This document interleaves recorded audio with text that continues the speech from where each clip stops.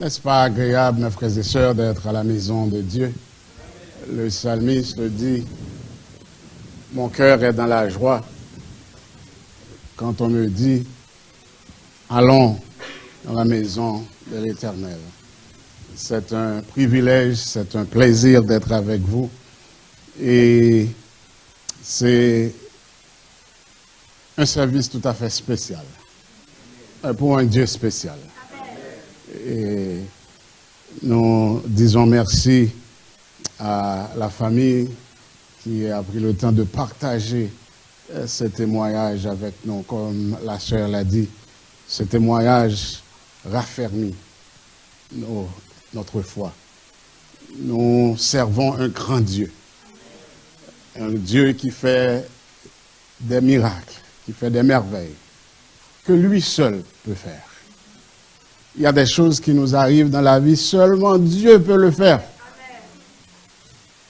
Le Dieu tout-puissant. C'est le dimanche avant la Noël. Donc nous allons parler de la Noël. Mais nous allons parler d'un sujet des gens,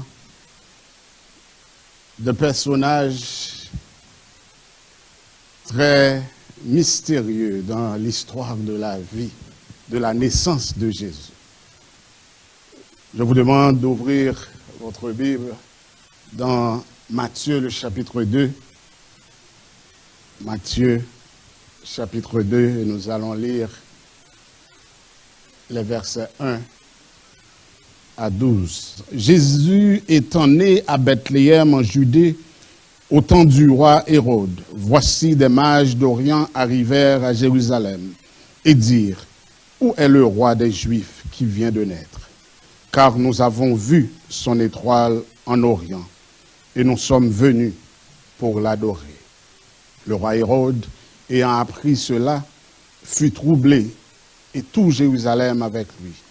Il assembla tous les principaux sacrificateurs et les scribes du peuple, et il s'informa auprès d'eux où devait naître le Christ. Ils lui dirent, à Bethléem en Judée, car voici ce qui a été écrit par le prophète. Et toi, Bethléem, terre de Juda, tu n'es certes pas le moindre entre les principales villes de Juda, car de toi sortira un chef qui paîtra Israël, mon peuple. Alors Hérode fit appeler en secret les mages et s'enquit soigneusement auprès d'eux depuis combien de temps l'étoile brillait. Puis il les envoya à Bethléem en disant, « Allez et apprenez les informations exactes sur le petit enfant. Quand vous l'aurez trouvé, faites-le moi savoir, afin que j'aille aussi moi-même l'adorer. » Après avoir entendu le roi, ils partirent et voici l'étoile qu'ils avaient vue en Orient marchait devant eux jusqu'étant arrivée au-dessus du lieu où était le petit enfant. Elle s'arrêta. Quand il aperçut l'étoile, il fut saisi d'une grande joie. Ils entrèrent dans la maison, virent le petit enfant avec Marie, sa mère, se prosternèrent et l'adorèrent. Ils ouvrirent ensuite leur trésor et lui offrirent en présent de l'or, de l'encens et de la myrrhe. Puis, divinement avertis en songe de ne pas retourner vers Hérode, ils regagnèrent leur pays par un autre chemin. Parole du Seigneur. Père, au nom de Jésus, nous te demandons une autre fois de plus de nous parler. Parle. Tes serviteurs et tes servantes écoutent. Amen. Mes bien-aimés, l'histoire des mages est une histoire entourée de mystères. La tradition nous permet de connaître certains faits et détails. Mais en étudiant les Écritures, nous nous apercevons qu'il y a beaucoup de questions auxquelles nous ne pouvons pas répondre concernant ces mages, ou comme nous les appelons les rois mages. Et la Bible dit les mages. Par exemple, combien étaient-ils? Nous ne savons pas. Nous parlons des 3 rois mages, mais la Bible nous a dit qu'il y avait 3. Combien il y en avait? Nous ne savons pas. D'où venaient-ils? Nous ne savons pas. Combien de temps a duré leur voyage? Nous ne savons pas. On dirait qu'ils apparaissent mystérieusement et qu'ils disparaissent tout aussi mystérieusement. Mais une chose dont je suis certain, c'est que le nombre d'hommes et le nombre de femmes sages augmente à chaque génération, car les gens continuent à chercher ce roi, le Christ. Donc ce matin, j'aimerais examiner avec vous 3 faits que nous pouvons apprendre de l'histoire des mages. Le premier est que le voyage, mes frères et sœurs, des mages était un voyage de foi. C'était un voyage de foi. Où est celui qui vient de naître, qui est le roi des Juifs? Car nous avons vu son étoile de l'Orient. Avez-vous imaginé un instant qu'est-ce qui pourrait pousser quelqu'un à quitter le confort de sa maison pour entreprendre un voyage dangereux? On pourrait dire l'amour, parce que nous savons qu'il y a des gens, nous avons appris qu'il y a des gens qui même rencontrent des gens sur Internet qui sont amoureux et qui prennent un avion pour aller dans les pays pour les rencontrer par amour. On pourrait dire amour. Vous pouvez dire la richesse, certainement. Mais la foi,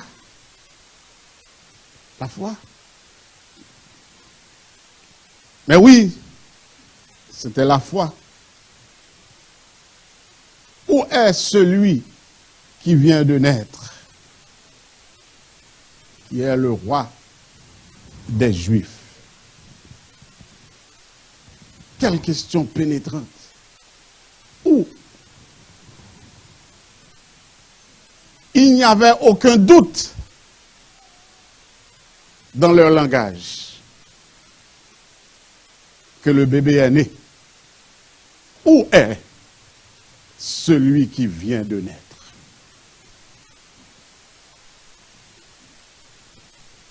Ils avaient vu l'étoile. L'évidence était réelle. Maintenant, où est-il? Ils avaient la foi que le bébé était vivant, que le roi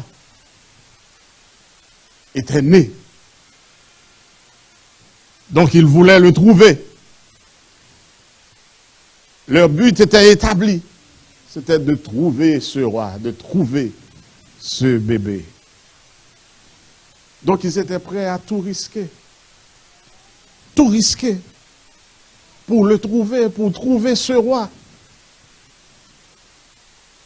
Ils étaient prêts à quitter leur sécurité, leur confort, et risquer un voyage, et prendre un voyage des plus périls pour chercher un roi. Pouvez-vous imaginer la situation tandis qu'ils se préparaient là pour partir et leurs voisins qui leur demandent « Hey, où est-ce que vous allez?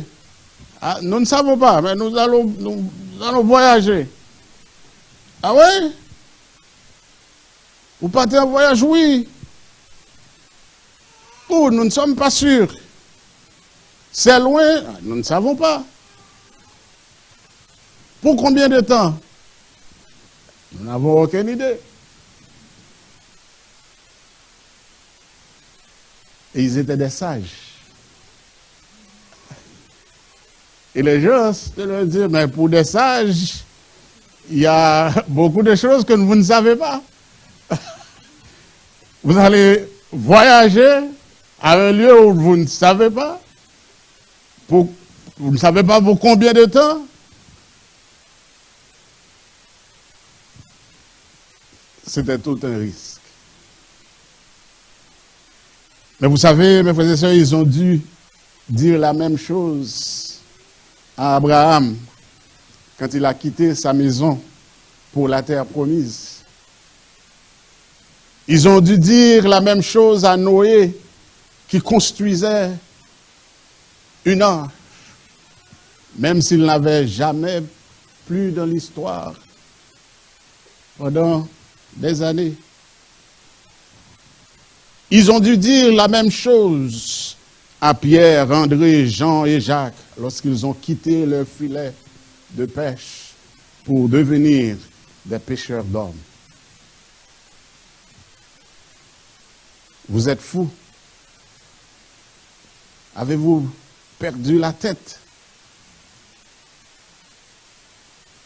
Non, ils ne sont pas fous. Ils n'ont pas perdu la tête. Ils sont des hommes de foi. Des hommes de foi. Mais bien aimé, les voyages de Dieu impliquent la foi. Quand Dieu nous demande de faire un voyage, ça demande de la foi. Parce qu'il ne nous donne pas souvent. Le plus souvent, Dieu ne donne pas de détails.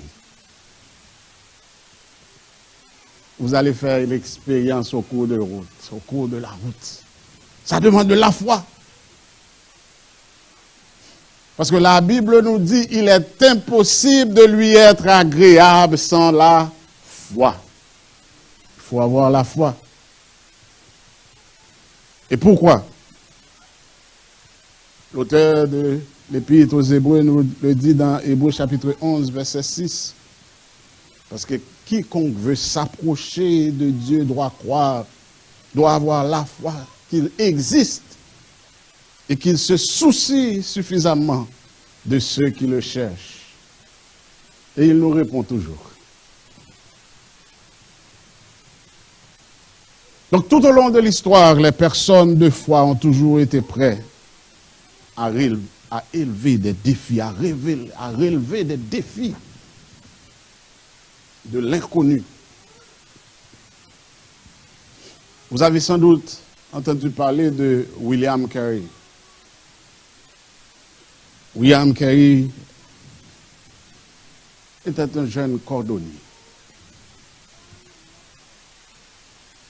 Et un jour, il a entendu parler des millions de personnes en Inde qui n'avaient pas entendu parler de la bonne nouvelle de Jésus-Christ.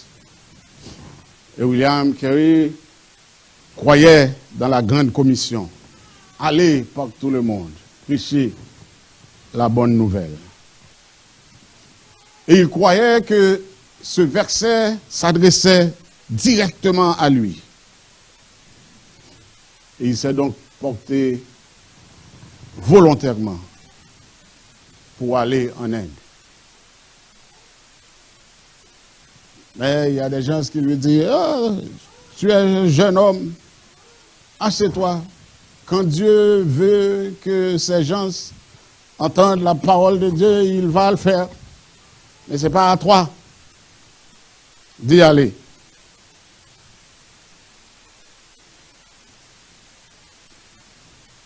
Et Carey est allé. Il a décidé. Il est allé. Et bien aimé, il a passé des années, pendant 7 ans. Il a travaillé sans voir un seul converti. C'est pas facile, hein? Tu penses que Dieu t'envoie et après 7 ans, tu es là, tu prêches, pas de conversion. Mais laissez-moi vous dire qu'à la fin de sa vie, il a vu des centaines d'églises et de millions de convertis. Et aujourd'hui, William Carey est reconnu comme le père des missions modernes. C'était un homme de foi. Un homme de foi.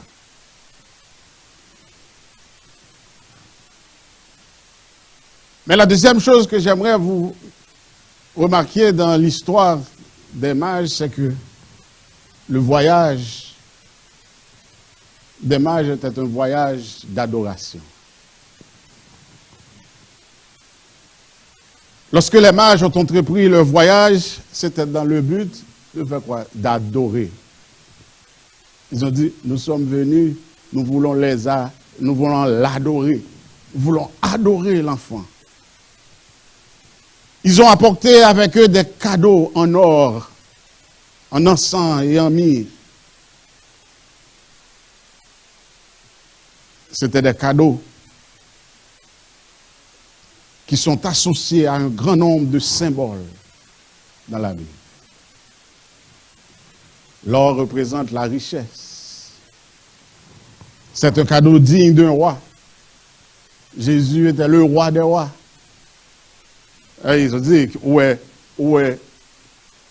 le roi qui vient? Où est l'enfant qui vient de naître, qui est le roi des Juifs? Né roi. Donc ils cherchaient le roi. Donc ils ont apporté un cadeau de l'or qui représente de la richesse, qui est un cadeau qui est digne d'un roi. L'encens et la sève d'un arbre qui était séché et durci et utilisé comme encens pour adorer Dieu. Donc nous voyons un autre cadeau pour sa divinité, ou nous dirons pour sa déité, parce qu'il est Dieu. Jésus était le Fils de Dieu. Et la myrrhe était un parfum odorant qui était utilisé pour oindre les morts, pour les embaumer et les préserver. Ils ont apporté ce cadeau parce que Jésus était l'agneau sacrificiel. Il était là pour ôter le péché du monde. Laissez-moi vous dire, mes frères et sœurs, il y a plus à adorer que l'or, l'encens et la myrrhe. L'adoration implique aussi un sacrifice. Un sacrifice. Y avait-il à payer pour l'adorer, pour l'adoration des mages? Est-ce qu'il y avait payé un prix? Est-ce qu'il y avait un sacrifice? Oh oui, bien sûr. Il s'était donné à un voyage. À l'époque, ce n'était pas comme maintenant, là. Soit on prend la voiture ou on fait une réservation là, on prend l'avion et on y va. Les voyages n'étaient pas très confortables. Les voyages pouvaient même être dangereux. Les mages avaient sacrifié leur propre confort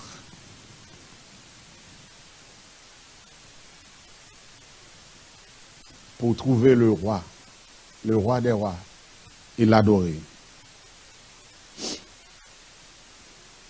David nous dit dans 2 Samuel 24, verset 24, « Je n'offrirai point à l'Éternel, mon Dieu, des holocaustes qui ne coûtent rien. » Mes bien-aimés, nous devons nous sacrifier. L'adoration demande un sacrifice. Un sacrifice. Et Paul, dans Romains, le dit aussi très bien.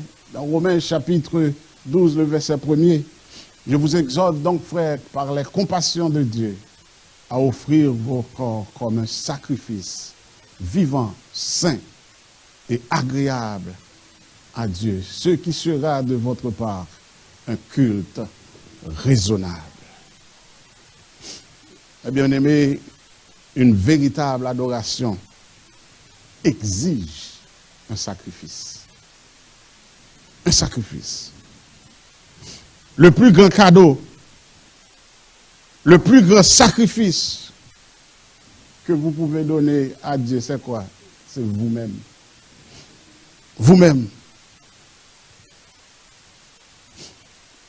Et vous pouvez être là ce matin et vous dire, mais j'ai rien donné là aujourd'hui. Là. Vous avez donné quelque chose.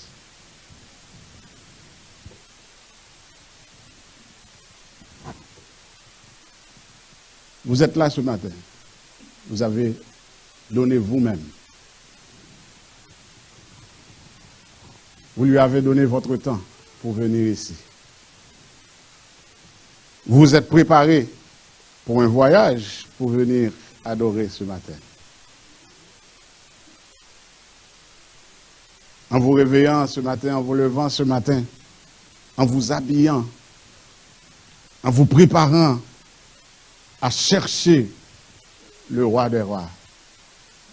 Vous vous êtes dit, je vais adorer le Seigneur des Seigneurs. Vous avez pris votre voiture, utilisé votre essence, et vous êtes venus ce matin. Il y a des gens qui restent à la maison là et qui ronflent jusqu'à présent là.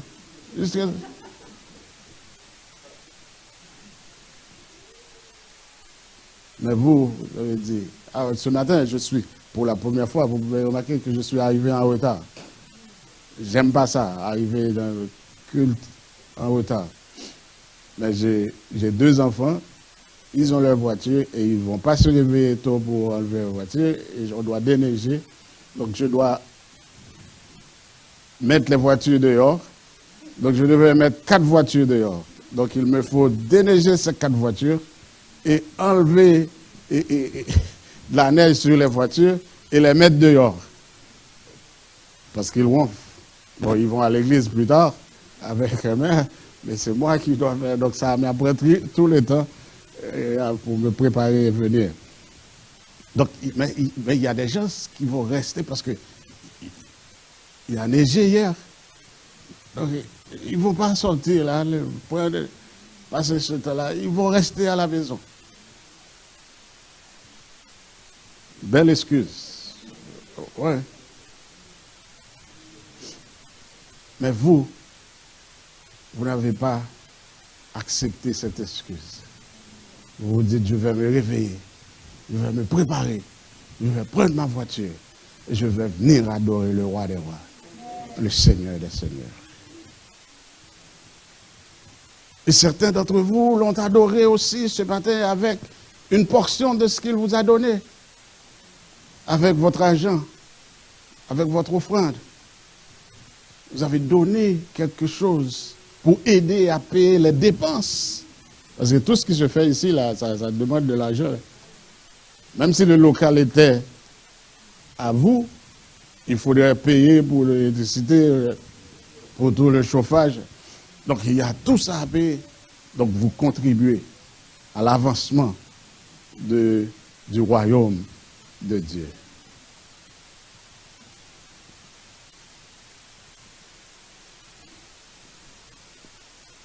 Mais laissez-moi vous donner un fait dont je veux que vous vous souveniez tous aujourd'hui. Ce que Dieu veut par-dessus tout ça, c'est vous. C'est vous et moi. Il nous veut. Il veut votre cœur. Il veut votre attention. Pas seulement pour ce matin. Il veut votre cœur 24 sur 24, 7 sur 7. 7 sur 7. Mais la question à poser est qu'est-ce que je suis prêt à lui donner?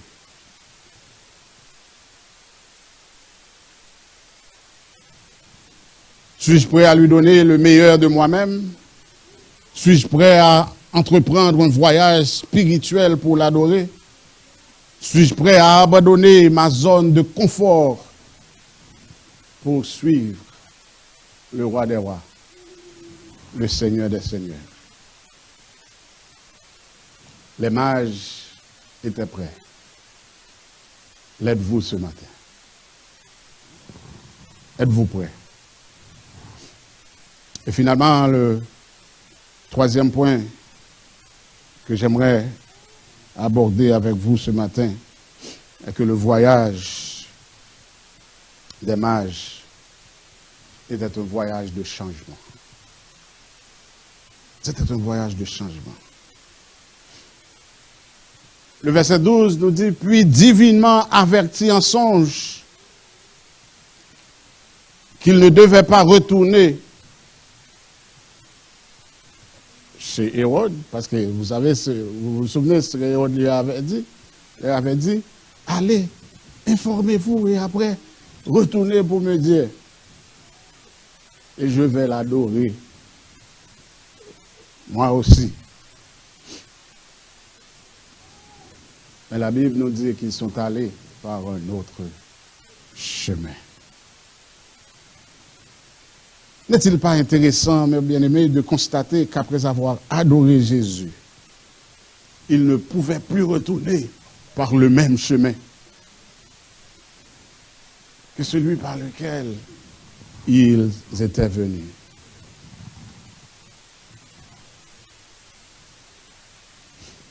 Laissez-moi vous dire, je trouve que c'est un fait, même aujourd'hui, mes bien-aimés. Une fois que vous avez rencontré Dieu, vous ne serez plus le même. Vous ne pouvez pas venir ici découragé avec tous les problèmes et sortir la même personne. Si vous avez rencontré Dieu, vous ne pouvez pas retourner chez vous de la même façon. Quand on rencontre Dieu, tout change. Tout change. Une rencontre avec Dieu, mes bien-aimés, change les choses. Change les choses. Une rencontre avec Dieu nous change.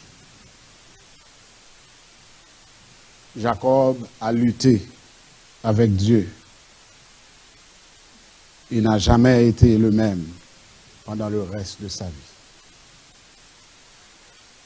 Isaïe est entré dans la présence de Dieu et a proclamé dans Isaïe 6, verset 5, « Malheur à moi, car je suis perdu, car je suis un homme aux lèvres impures, et j'habite au milieu d'un peuple aux lèvres impures, car mes yeux ont vu le roi, le Seigneur des armées. » Il a vu Dieu, il a vu Dieu, il a rencontré Dieu, et il n'est plus le même.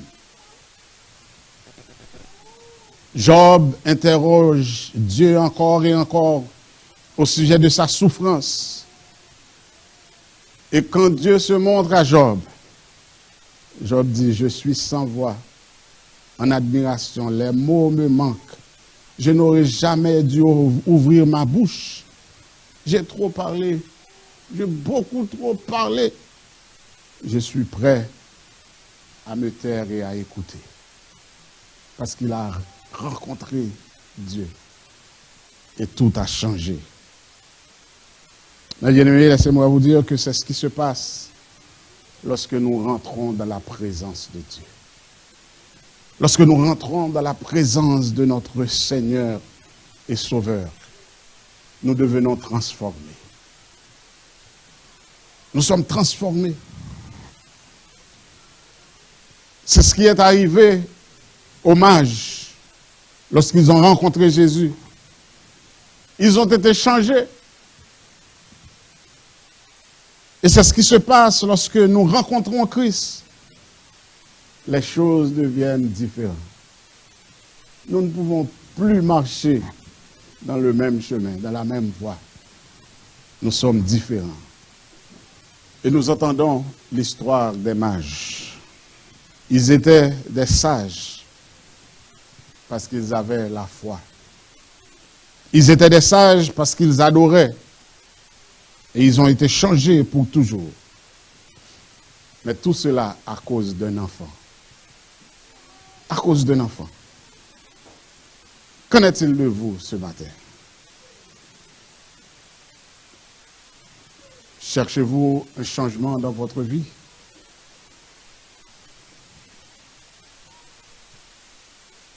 Trouvez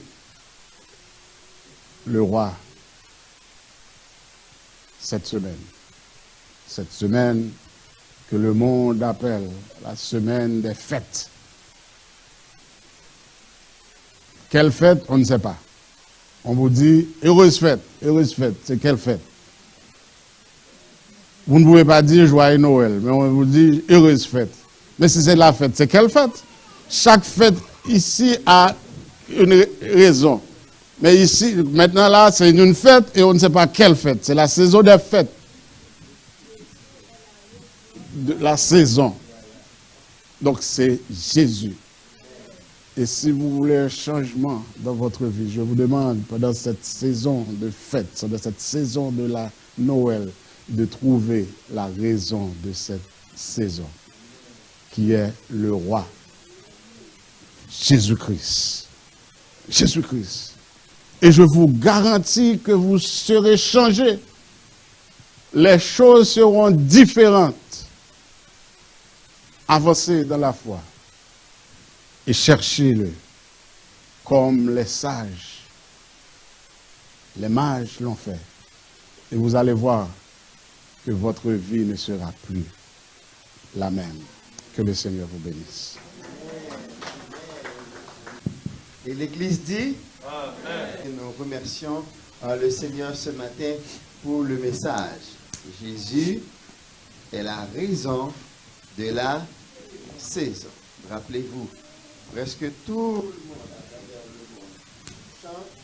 Il est né le divin enfant. Il est né le... Et voici la raison de la saison.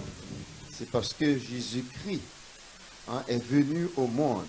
Il est venu comme un enfant, mais la Bible dit, un enfant nous est né. Mais il n'est pas resté enfant. C'est un fils qui nous est donné. Jésus est la raison de la saison. Merci beaucoup, pasteur Timothée. Et comme il a dit, remettez votre vie à Jésus-Christ. Et vous allez voir, ce n'est pas une formule magique, mais c'est quelqu'un qui va rentrer dans votre vie et qui va vous accompagner dans votre existence. Et c'est ça qui va changer votre histoire. Quelle que soit la couleur qu'a prise votre existence, votre histoire jusqu'à présent, mais si vous voulez changer le reste de votre histoire, prenez cet accompagnement qu'est Jésus. Il est à dire, et voici, je suis avec vous tous les jours jusqu'à la fin du monde. On va terminer et on a pris une décision que j'aimerais partager avec vous. Vous n'êtes pas sans savoir, vous l'avez entendu assurément et avant hier soir, le Premier ministre du Québec qui a annoncé une nouvelle, c'est une bombe que ça a été pour les églises, qu'il faut maintenant un passeport vaccinal pour rentrer dans un lieu de culte. Si nous devons être divisés, c'est avec le monde. Mais pour les en Christ, on ne va pas se diviser en vaccinés et non vaccinés. Nous allons avoir des activités sur Zoom. Surveillez, si vous n'êtes pas inscrit sur le compte WhatsApp de l'église, voyez Sœur Micheline pour vous inscrire sur le compte WhatsApp de l'église, parce que c'est par là qu'on va vous envoyer des messages pour savoir c'est quand, et on va le faire très tôt également. Venez, connectez-vous sur Zoom. On se nourrit ensemble spirituellement quand nous sommes ensemble, mais aussi pour avoir des nouvelles. Et ce que nous prônons ici, c'est l'unité autour du nom de Jésus. Non pas autour d'une dénomination, mais autour du nom de Jésus. Serrons nos rangs, autour de notre Maître. Soyons unis, la victoire est à nous.